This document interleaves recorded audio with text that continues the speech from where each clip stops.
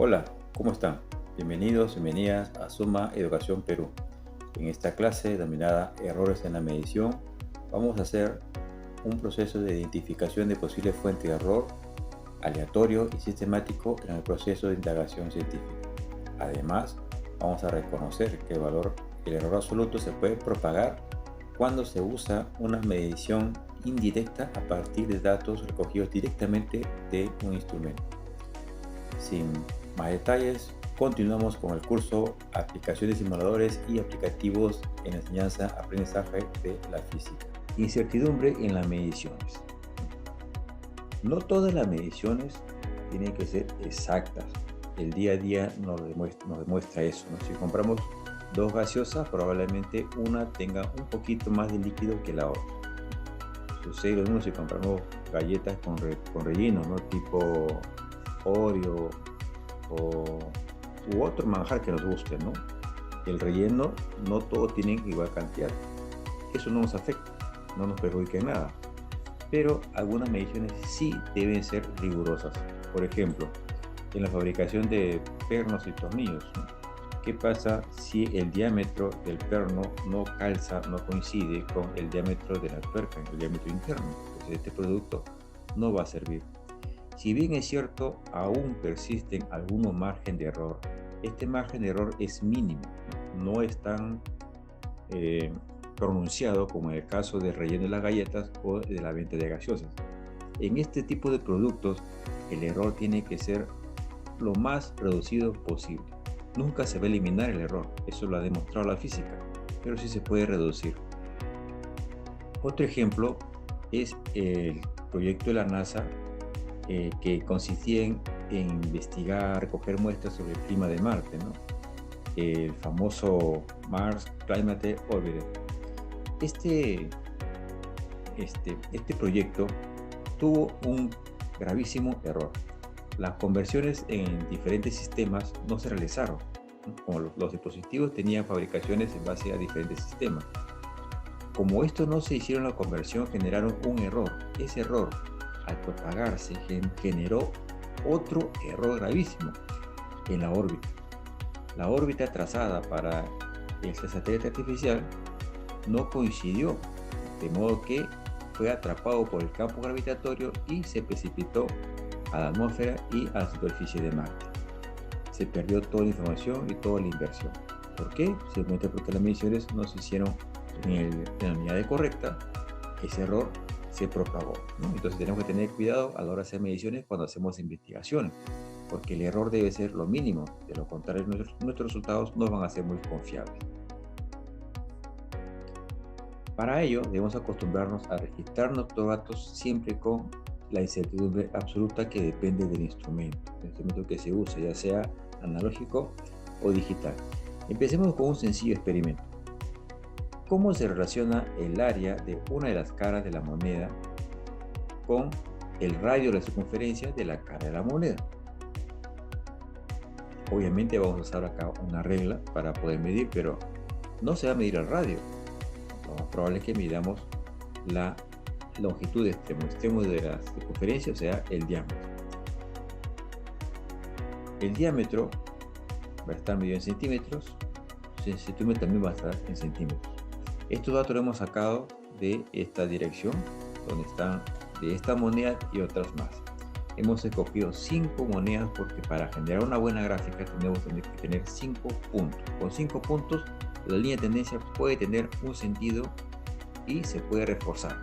No se podría hacer con 3 ni con 2, tiene que ser con 5 por lo menos. Muy bien, vamos a responder a esta pregunta a partir de estos datos brutos. Si me pide área, me pide radio, entonces estos datos debo procesarlos para generar lo que me está pidiendo. Hacer una medición indirecta para el área y para el radio. Veamos cómo nos queda esta tabla. Al procesar los datos del radio, resulta que al diámetro le hemos dividido entre 2, a su incertidumbre también le hemos dividido entre 2. El área, hemos calculado una fórmula. Obviamente, antes de empezar a hacer la investigación, hago mi marco teórico. En mi marco teórico voy a establecer cuáles son las magnitudes que interesan trabajar en este experimento. Podríamos medir la temperatura. pero si la temperatura no va a afectar los resultados si es que se hacen siempre en un mismo momento. Esto tendría que ser una variable controlada, pero no lo voy a registrar acá porque no lo voy a usar en una fórmula. Como podemos ver acá, existe incertidumbre, existe área, incertidumbre del área, y esto tiene que haberse generado por algún método matemático. No es necesario que yo vaya a digitar en mi informe todos los procedimientos, pero para cada tabla que se ha usado una fórmula debo por lo menos colocar un procedimiento como ejemplo para que podamos revisar, ya sea el evaluador u otro lector del reporte, cómo es que se ha generado el resultado final. Por ejemplo, para calcular el área o la superficie usamos esta fórmula, pi o el radio al cuadrado, ¿no? En este caso, n es el exponente, que sabemos que es el cuadrado porque lo hemos conseguido en la fuente confiable. Entonces, para procesar el error, usamos esta fórmula. Esto ya no es muy común. La incertidumbre relativa es igual al exponente por la incertidumbre relativa del radio. ¿Por qué el radio? Porque pi no tiene error. Pi es una constante. Errores son aquellos que vienen producto de la medición, que es el radio. El radio viene del diámetro. El diámetro fue obtenido con un instrumento de medición que tiene un error absoluto. Ese error se va propagando en el radio. Para propagarlo usamos esta fórmula. Para el área, el cálculo del área se usa los datos tal cual estamos ya acostumbrados, ¿no? Pi 3,1416, el radio 0.90, que es la primera medición que estoy procesando, por el cuadrado, al cuadrado. Esto resulta 2.5447. Observa que yo no uso 3,14 para pi. Por lo menos debo usar 4 decimales.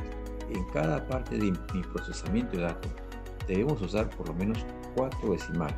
Esto permite que el redondeo no afecte mi resultado final. Si yo proceso 2 decimales, este redondeo va a afectar mi resultado final. Para evitar ese tipo de error, redondeamos a 4 decimales de ser posible. Si usamos todos, mejor. Luego, para la incertidumbre usamos la fórmula que hemos indicado acá. La incertidumbre relativa o el error relativo es igual al exponente por el error relativo del otro factor que viene a ser el radio. En este caso, el área ya fue calculado con la fórmula 2.5447. Vamos a calcular el error absoluto del área. N viene a ser el exponente, que es 2. La incertidumbre del radio de este dato precisamente viene a ser 0.03. Y la mejor medida del radio vendría a ser 0.90. Procesamos esto y obtenemos el error de 0.1614. Ese viene a ser la incertidumbre del área. Pero arriba no he escrito 0.1994, he escrito 0.2. ¿Por qué razón? Porque por lo general la incertidumbre o error absoluto después de un procesamiento de datos se usa una cifra significativa, ¿no? Más luego vamos a especificar por qué. Aquí lo vamos a colocar como 0.2 en todos una cifra significativa o una cifra decimal. Acá el radio también una cifra significativa o todos con 2 cifras decimales porque así como ha quedado la digitación. Bien, ahora ya hemos generado nuestra tabla de datos brutos y vamos a generar una gráfica. En la gráfica vamos a observar la ubicación de los puntos y nos va a orientar cuál podría ser la línea de tendencia. En este caso, la línea de tendencia que observamos acá es lineal. La escala de los ejes es muy pequeña como para poder observar una curva. ¿Por qué hablamos de curva? Porque en la fórmula que estamos usando acá es un cuadrado y la fórmula un exponente cuadrado siempre tiende a ser una curva. Imaginemos que desconocemos eso, no sabemos. ¿Qué argumentos buscamos en el gráfico para poder hacer un procedimiento adicional? Observa la función lineal. La función lineal, el intercepto es 3.6578. Es 3. Bueno, quiere decir que pasa por debajo del intercepto, 3 unidades hacia abajo. Si tú miras la escala superior, 3 a 6 son 3 unidades y casi es toda la gráfica. Por lo tanto, es un error sistemático demasiado grande como para poder quedarme con esta apariencia. No es lineal, demasiado error sistemático. Sin embargo, el índice cuadrado dice 0.996, prácticamente 1. Esto quiere decir que sí hay una relación entre las dos variables, pero esa relación no es lineal. Si es una función cuadrática, entonces vamos a buscar el exponente. Vamos a usar una herramienta matemática para calcular este exponente que nos está faltando, ¿no? Esa herramienta matemática podría ser el uso de logaritmos. Sin embargo, en el marco teórico yo ya he encontrado que existe un exponente cuadrado acá. Usando este marco teórico, vamos a deducir que la relación que existe entre estas dos cantidades está pasando por una segunda potencia. Hacemos la tabla,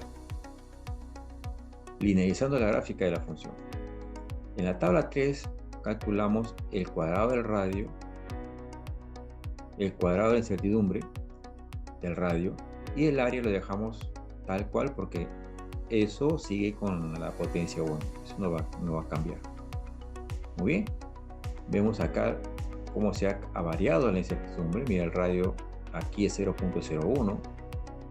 En los datos que no estaban procesados, 0.03.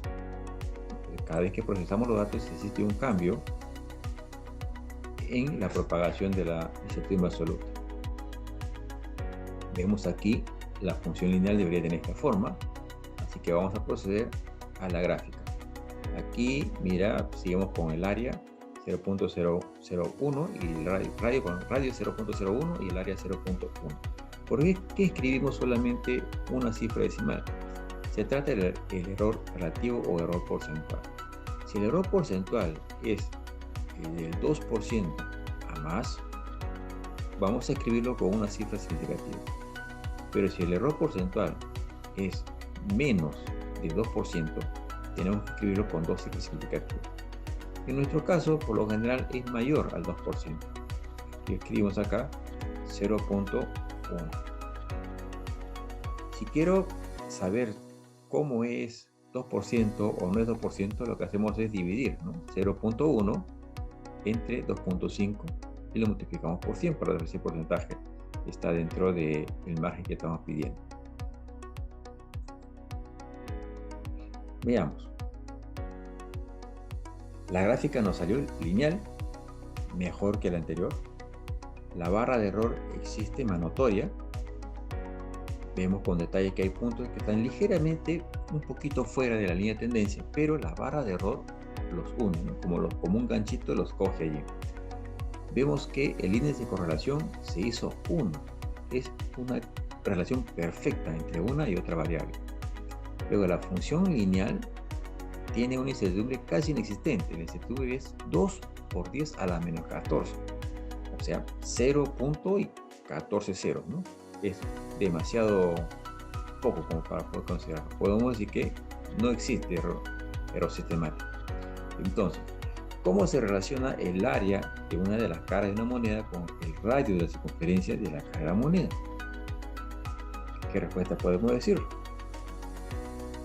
El área de la cara de una moneda es directamente proporcional al cuadrado del radio de la circunferencia de la moneda, multiplicada por una constante. Esta constante viene a ser pi. Si nosotros observamos la función que nos da resultado, vemos precisamente que es 3.1416 x. Ese es el valor de pi. Entonces, ya hemos dado respuesta a la pregunta con argumentación en base a nuestros resultados. No estamos citando una fuente externa, estamos citando nuestros propios resultados, y eso es como debe ser.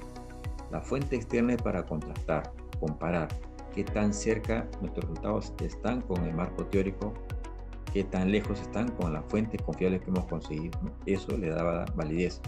Y acá podemos encontrar nuevas preguntas, especialmente cuando no coincide nuestro resultado con el marco teórico. En este caso, calza perfectamente.